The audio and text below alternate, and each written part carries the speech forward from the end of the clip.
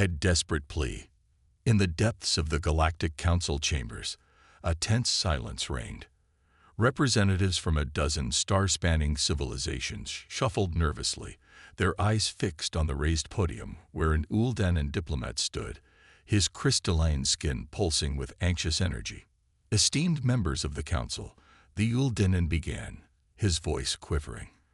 We come to you today with a dire plea. A terrible force has emerged from the void, a swarm of biomechanical nightmares that adapts to our every defense. Our peaceful ways, our advanced technology, all have proven useless against this foe. Murmurs rippled through the chamber. Many had heard rumors of the void swarm, but few had seen its horrors firsthand. The Uldanan pressed on. We have lost entire systems to the swarm. Billions of lives have been consumed, entire planets stripped bare. We need help. A Zygnian counselor, resplendent in shimmering robes, leaned forward. What would you have us do? If your advanced defenses cannot stop this threat, what hope do the rest of us have? The Uldanan's colors dulled. There is one force we have not yet asked for aid. One group whose very name we once cursed.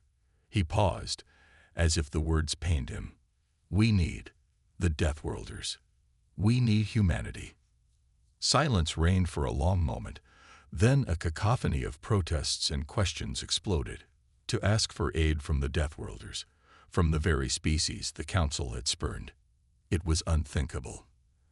And yet, as the debate raged, a small blue marble spun quietly on the Council's holomap.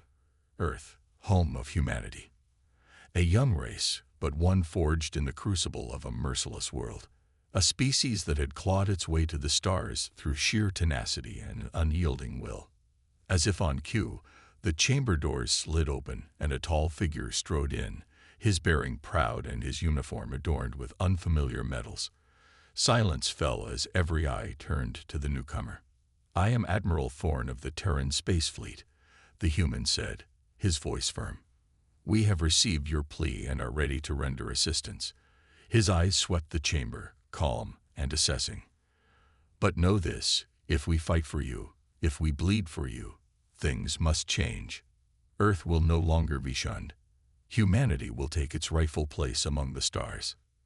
In the stillness that followed, the weight of the universe seemed to hang in the balance. And slowly, one by one, the counselors nodded. It was a bargain none had ever expected to make. But in the face of annihilation, even the proudest of species must bend. The die was cast. Humanity, the Deathworlders, would go to war. And the void would tremble before them. Marshalling the fleet, in orbit above Earth, 1,000 ships gathered. Sleek frigates, massive dreadnoughts, agile fighters, the might of humanity arrayed in all its terrible glory. Admiral Thorn stood on the bridge of his flagship, the TSF Indomitable, watching as the last of the fleet maneuvered into formation. Beside him, a Zygnian observer fidgeted, his robes fluttering nervously. I had not realized humanity possessed such extensive military assets, the Zygnian murmured. Your ships are quite formidable. Thorn allowed himself a small smile. We learned early on that the universe is not a gentle place. It pays to be prepared. As if to underscore his point, a nearby dreadnought fired its thrusters, the flare of its engines illuminating the stark letters emblazoned on its hull. Peace through superior firepower. The Zygnian shuddered delicately. Your species has a curious definition of peace. Peace, Thorn said softly, is the quiet sleep of the unafraid. And we have spent centuries learning to master our fear. He turned to his bridge crew, his voice crisp. Status report. His first officer, a tall woman with eyes like steel, snapped to attention. The fleet is fully assembled, sir. All systems are green. We await your command. Thorn nodded, satisfaction warming his chest. The men and women under his command were the best of the best, each one a veteran of dozens of engagements. They might be called upon to face the unknown, but they would not face it alone. Send word to the council, Thorn ordered. Inform them that the Terran Space Fleet stands ready. We will arrive at the designated rendezvous point in 24 standard hours." As his crew leaped to carry out his orders, Thorn turned back to the view screen. Beyond the ordered ranks of his fleet, the stars glittered cold and implacable. Somewhere out there, a nightmare waited, a horror that had consumed all in its path. But now, that path led to humanity, and humanity would not go quietly into the dark. "Set course for the void," Thorn commanded. "It's time to introduce these aliens to the Deathworlders." The Indomitable leaped forward, the fleet falling into position around it. The hunt was on. Battle joined. The void swarm boiled out of the darkness, a seething tide of twisted flesh and corrupted metal. Admiral Thorn gripped the arms of his command chair, his knuckles white, as he beheld the enemy that had brought the Galactic Council to its knees. The swarm was vast, an endless sea of biomechanical horrors that defied comprehension. Some were small, no larger than a fighter, skittering through space on spidery legs. Others were massive, dwarfing even the largest dreadnoughts, their hides a patchwork of scar tissue and pulsing organs. And they were evolving, even as Thorn watched. A frigate unleashed a salvo of missiles, the warheads detonating against a swarm ship's hide. But even as the smoke cleared, the creature was changing, its wounds sealing over, new plates of armor emerging to cover the scar. "Sir," his first officer reported grimly, "the council ships are engaging. But their weapons—" She trailed off, horror etched into her face. On the view screen, a Zygnian cruiser unleashed a barrage of shimmering energy beams. They struck a swarm ship dead on, and for a moment, the creature staggered. But then it straightened, the beams bending around it, absorbed into its twisting flesh. "Their weapons are designed not to cause harm," Thorn said softly, "not to kill. And against this foe, that is worse than useless." He turned to his gunnery chief, his voice like iron. "All ships, engage the enemy. Full spread, all batteries. Show them what human weapons can do." The fleet opened fire as one, a storm of death that lit the void like a supernova. Plasma cannons, railguns, missiles, the full fury of human ingenuity unleashed upon the swarm. And this time, the enemy blood. Swarm ships reeled, shattered, burned. The front ranks of the horde disintegrated under the onslaught, 100 nightmares reduced to fragments in an instant. But still they came on, clambering over the ruined husks of their brethren, evolving even as they died. A destroyer vanished into the maw of a behemoth, its hull crumpling like foil. A fighter wing was enveloped by a cloud of smaller horrors, the pilot's screams echoing over the comm. "Hold the line," Thorn ordered, his voice like steel. "Not one ship falls back, not 1 inch of ground given." And so they fought, the Deathworlders and the Void, locked in a dance of destruction among the stars. The battle raged for hours, then days, the lines of engagement ebbing and flowing like a tide of blood. But slowly, inch by terrible inch, the swarm pressed forward. For every monster slain, 2 more rose to take its place. They learned, adapted, evolved. Human tactics that had shredded the first wave were all but useless against the third. And still the council ships hung back, their weapons silent, their crews watching in mute horror as humanity bulled in their defense.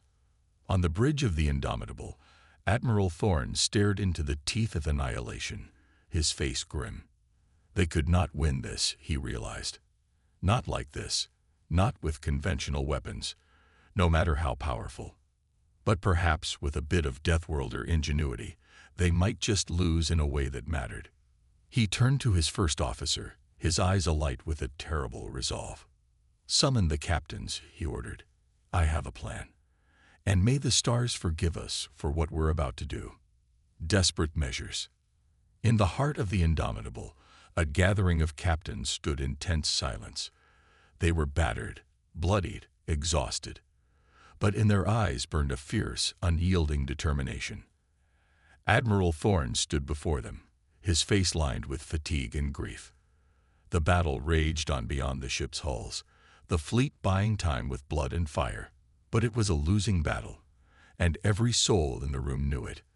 "We cannot defeat this enemy," Thorn said softly. "Not with the weapons we have. They evolve too quickly, adapt too readily. For every ship we destroy, they learn and improve." A murmur of agreement rippled through the gathered officers. They had all seen it, the swarm's terrifying ability to turn their own tactics against them. But Thorn continued, "We are Deathworlders. We do not give up, do not surrender, if we cannot win." He paused, his eyes hardening. "Then we will make such an end as to be worthy of remembrance." He activated the room's holomap, a schematic of the void swarm's advance flickering to life. "We will take our most damaged ships, our oldest warriors. We will fly them into the heart of the swarm, overload their reactors. One last ride, one last charge." A grim silence settled over the room. They all knew what such a plan meant, but not one voice rose in protest. "And while our brothers and sisters make their final stand," Thorn pressed on, "the rest of the fleet will gather the council ships, rally what remains of their forces. You will flee far and fast, to the safety of the core worlds." Now the protests came, angry shouts of denial and refusal. Leave the fight. Abandon their comrades to die. It was unthinkable. But Thorn silenced them with a look. "This is not a retreat," he said softly. "This is a chance for the council races to learn from us, from our sacrifice, to forge weapons that can harm, defenses that can endure, so that when the swarm comes again, and it will come again, they will be ready." He met each captain's gaze in turn, pride and sorrow etched into his face. "The fleet will be yours, Admiral Varan. Make sure our sacrifice is not in vain." In the silence that followed, a Zignian voice spoke up, tremulous and awed. "You would die for us, after how we have treated your kind." Thorn smiled sadly. "We're human. It's what we do." As the captains filed out to make their preparations, Admiral Thorn turned back to the holomap, watching the dance of death unfold.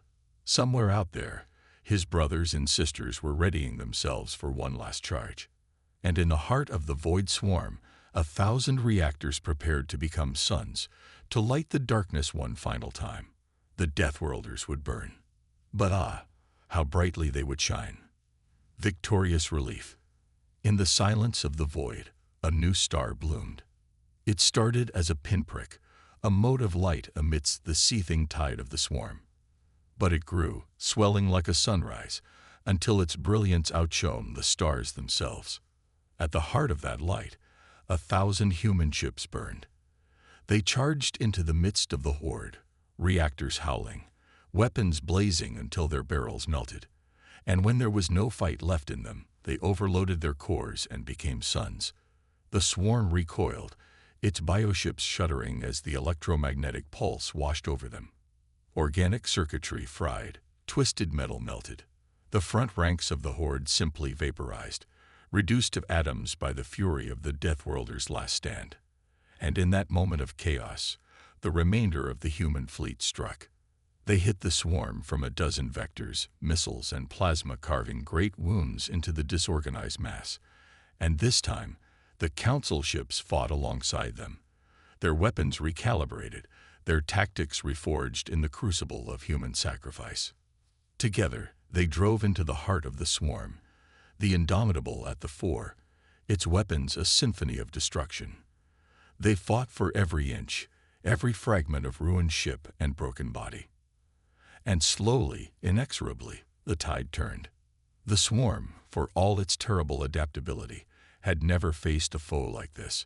Never faced warriors who would sacrifice everything, who would make their very deaths a weapon. They reeled back, their coordination shattered, their ships turning on each other in confusion and fear. And in that moment of weakness, the Allied fleet struck the final blow. 100 ships, council and human alike, concentrated their fire on a single point. A nexus, a great pulsing thing at the swarm's heart. They poured their fury into it, a lance of light that pierced the void itself. And with a final, terrible scream, the nexus shattered. The swarm convulsed, writhed, and began to come apart. Bioships drifted aimlessly, their central mind destroyed, their purpose forgotten. In the silence that followed, a ragged cheer went up from 1,000 throats. They had done it. They had won. The galaxy, for a moment, was safe. But even as they celebrated, the cost of that victory weighed heavy on every heart. 1,000 ships lost, tens of thousands of lives given. The Deathworlders had bought this victory with their blood. As rescue ships began to pick through the debris, searching for survivors, Admiral Varen stood on the bridge of the Indomitable, his face a mask of grief and pride. "We will remember them," he said softly. "We will remember their courage, their sacrifice. We will tell their stories to our children, and our children's children." Beside him, a Zygnian counselor bowed his head. "And we will learn from them," he said. "We will take this lesson to heart. Never again will we scorn the strength of humanity. Never again will we face the darkness alone." In the distance, the remnants of the swarm fled, vanishing into the void from whence they had come. They had been defeated, but not destroyed. They would return in a year or a century. But when they did, the galaxy would be ready, forged in the fire of human valor, tempered by the memory of those who had fallen. The Deathworlders had shown the way. Now it was up to the rest to follow. A new era. In the weeks that followed, a new order emerged. Earth, once shunned and feared, found itself welcomed into the galactic community with open arms. Human strength, once a source of terror, was now sought out, respected, even admired. Admiral Varen, now leader of the Terran space fleet, found himself inundated with requests for aid, for training, for alliance. The Deathworlders, it seemed, had become the galaxy's most valuable resource. And humanity, for its part, stepped into this new role with quiet pride. They shared their technology freely, their tactics, their hard-won wisdom.